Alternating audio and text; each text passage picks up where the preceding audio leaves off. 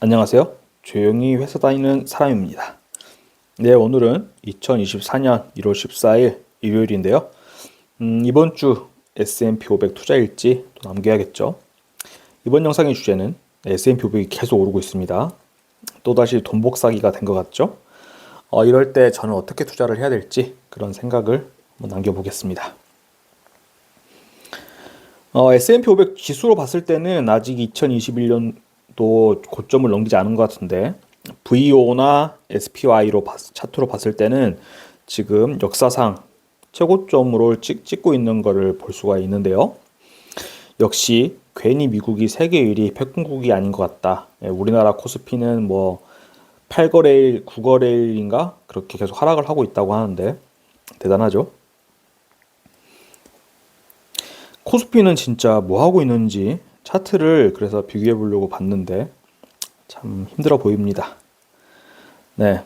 한 2010년대 대비해 가지고 겨우 32% 정도밖에 안 오른 상태고 제가 그 주식을 처음 시작한 게 코덱스 200 ETF, 코스피 200 지수를 추종하는 그런 ETF로 공부를 했고 초투자도 해봤는데요. 제가 한참 회사에서 이제 신입사원 그리고 대리까지 주식 투자를 하던 이 시즌에 코스피는 이런 말이 있었어요. 이게 박스권으로 움직이잖아요. 그래서 코스피는 1700 내려왔을 때 샀다가 2000 넘어서 팔면은 된다. 박스권 투자를 하면 된다. 이런 말이 있었죠. 그리고 2021년에 3000을 넘긴 했어요. 코로나 시국 때. 3000 넘었는데 또 언제 3000 넘으로 갈 수 있을지 참 모르겠습니다. 일장춘몽인 것 같기도 하고요. 코스피는 왜 이렇게 주가가 안 오를까? 요즘에 이런 거에 대해서 유튜브도 많이 나오고 하던데, 뭐, 남북으로 나뉘어져 있어가지고 그런 북한 리스크 때문에 안 오른다. 그게 여태까지 정설이었던 것 같은데, 속을 까서 보니, 주주환원에 인색해서 해외 투자자들이 그리고 국내 투자자들도 마저도 떠나는 단타를 치고 막 사고 팔고만 해버리는 뭐 그런 상태라고 하는 것 같아요. 한 가지 대표적인 이제 사례를 보면은 LG화학이 2020년에 LG 에너지 솔루션으로 물적 분할을 했잖아요. LG화학이 이런 식으로 신사업으로 전지사업부를 많이 이제 투자를 했잖아요. 수익이 안 나는데도 미래를 보고 계속 투자를 했죠. 그래서 LG화학의 전지사업본부가 드디어 성공을 했죠. 그래서 매출도 내고 흑자도로 전환을 했는데 그렇게 될 법하니까 좀 된다 싶으니까 바로 물적 분할을 해가지고 LG 에너지 솔루션을 만들어 버리고 그래서 LG화학은 그렇게 밀어줬는데 드디어 좀 빛을 보려고 했더니 주가가 100 정도 예를 들어서 올라야 한다고 하면은 그 주가가 이제 LG 에너지 솔루션으로 떼줌으로 해가지고 다시 반토막이 나버리는 뭐 그런 상황이 되는 거겠죠.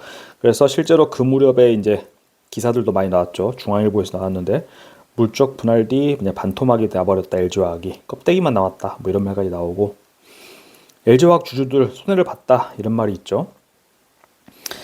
이 보면은 요즘에 이제 재밌는 자료가 나와서 보니까 원래 주가 지수와 그 주식 시장의 전체적인 시가총액은 이 나스닥처럼 비례해서 올라가는 게 정석인데 우리나라는 시가총액은 계속 기업을 쪼개버리니까 절대적인 총량은 커지지만 주가 지수는 좀 올라갈만 하면은 LG화학처럼 분할해버리고 이러기 때문에 올라가지 못한다. 이런 게 기사로 나왔더라고요.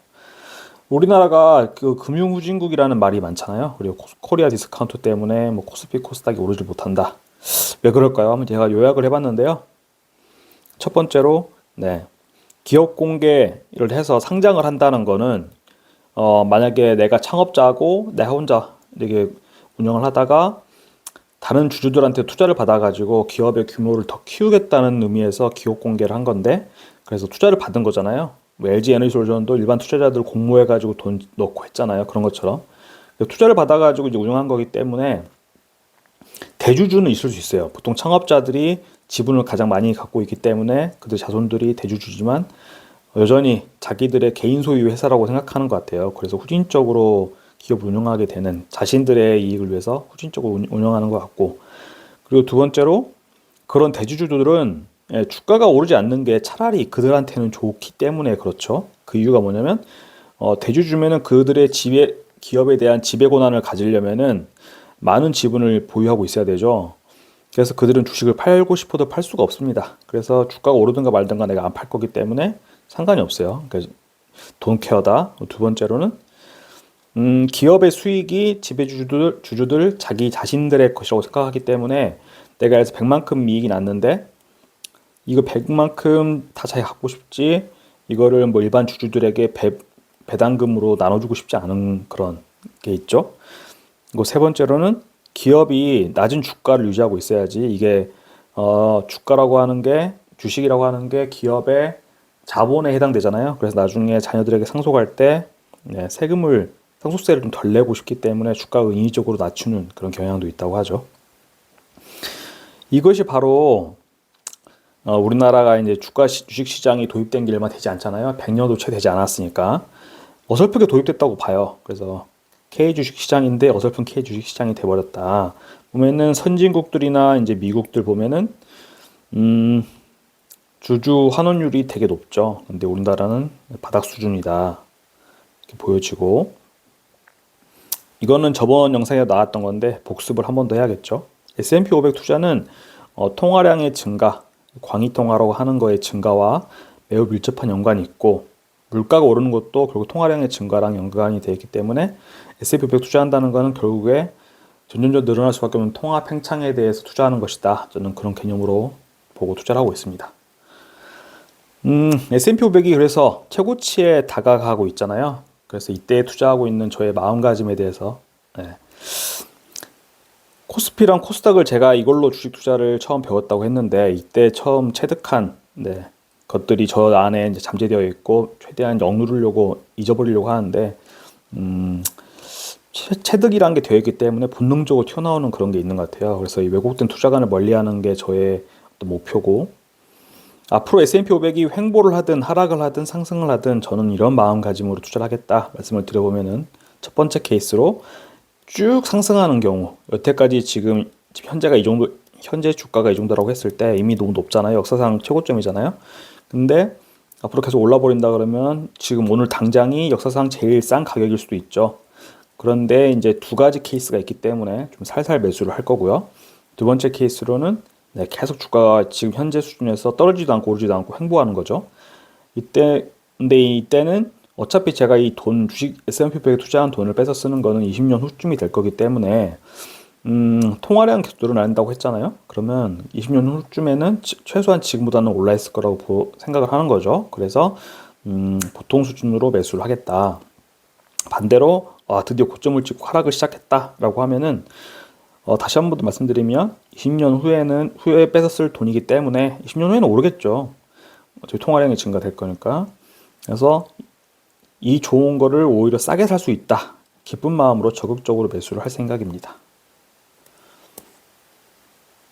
그럼 다른 나라를 주요 국가들의 어떤 종합 주가 지수를 한번 캡처해 봤는데요. 국가가 발전을 한다. 즉 GDP가 늘어난다. 국내 총생산량이 늘어난다라고 하면은 종합 주가 지수는 대체로 오르는 경향을 보이는 것 같아요.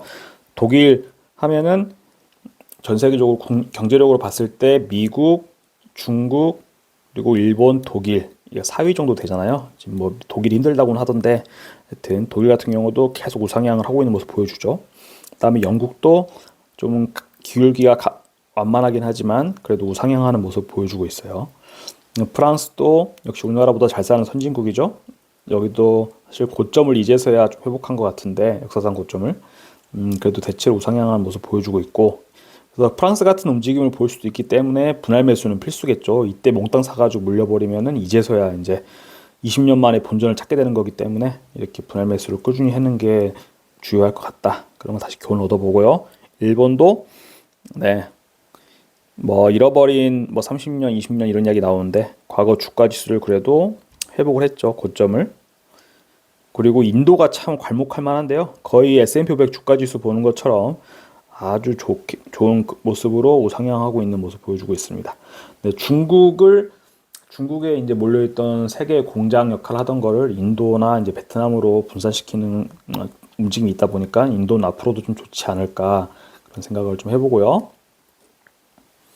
마지막으로 GDP가 지금 이제 항상 이 재테크에서 충돌되는 게 두 가지가 아파트 투자 그리고 주식 투자 이런 건데 저는 사실 아파트 투자에 대해서는 내가 개인적인 부를 얻겠다라고 하면 아파트 투자하는 거에 대해서는 찬성하는 바이지만 국가 전체적으로 봤을 때 아파트 투자로 돈을 버는 것이 과연 국익에 도움이 되는 일이냐, 장기적으로 지속 가능한 돈 버는 방법이냐에 대해서는 회의감이 좀 있습니다. 그래서 아파트 가격이라는 거는 국가가 발전해서 GDP가 오르면은 아파트 가격이 따라서 비례해서 오르는 것이지 아파트 가격 자체가 올라가지고 GDP가 오르는 건 아니다 이렇게 생각을 하고 있고요. 반면에 주식 투자로 재산을 불리는 거는 기업의 거버넌스 앞에 말씀드렸던 것처럼 대주주들이 좀 주주환원에 신경을 쓰고 또 투자받은 돈에 대해서 기업의 성장에 좀 더 집중해서 올바르게 쓸 수만 있다 그러면 선순환 구조죠. 주주들이 이제 뭐 이렇게 상장할 때나 뭐 유상증자를 할 때나 이렇게 해서 기업에 투자를 해주고 그 돈으로 기업들은 제품을 잘 만들고 수출을 잘해서 수출이 증가되면은 GDP가 오르겠죠. 근데 여기서도 아무리 주식 투자라고 해도 주식을 단순히 개인 간에 뭐 사고 팔고 단타 치는 그 시세 차익 따먹는 거는 GDP 증가에 도움이 되지 않는다는 거를 제가 여기 어떤 경제연구소 같은 데서 캡처해 왔는데 부동산 가격이 상승하면 GDP도 증가하나요? 이런 질문에 대해서 답변이 달린 걸 보면은 부동산 가격의 상승이나 주식 매매로 인한 시세 차익은 재화나 서비스를 새롭게 창출해내는 활동이 아니다. 그래서 국민계정상에서 생산활동으로 간주하지 않는다.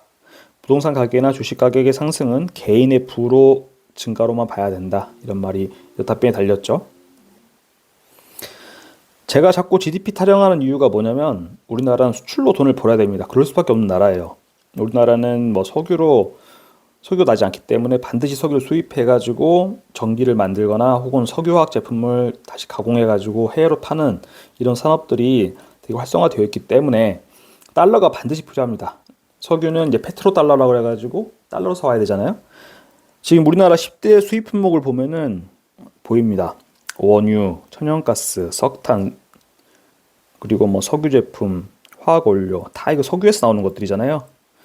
그렇기 때문에 저는 GDP의 증가가 장기적으로 봤을 때 우리나라 같은 경우에 정말 중요한 것이다. 자급자족이 불가능한 국가이기 때문에 그렇다. 그럼 S&P 500 투자일지 보여드려야 되는데 별로 드릴 말씀이 없어가지고 짧게 넘어갈게요. S&P 500 아무것도 사지도 팔지도 않았고요. 그리고 포트폴리오도 변화가 없습니다. 네, 애수금이 53% 정도 건전하게 유지가 되고 있다. 마지막으로 경제적 자유 목표 달성 현황은 28.87%로 저번주 대비 0.26% 상승이 됐죠. 당연히 S&P 500이 고가를 향해서 가고 있으니까. 총 투자금은 1억 6,600만 원 정도 되고 제가 이제 매달 25일이 월급날이기 때문에 곧 있으면 제 월급날이죠. 그러면 그때 또 한번 S&P 500 ETF 매수도 하고 이 투자 자산도 한번 점프업이 될 예정입니다. 네, 그럼 이번 주 영상도 봐주셔서 감사하고 남은 일요일 잘 마무리하시길 기원 드리겠습니다.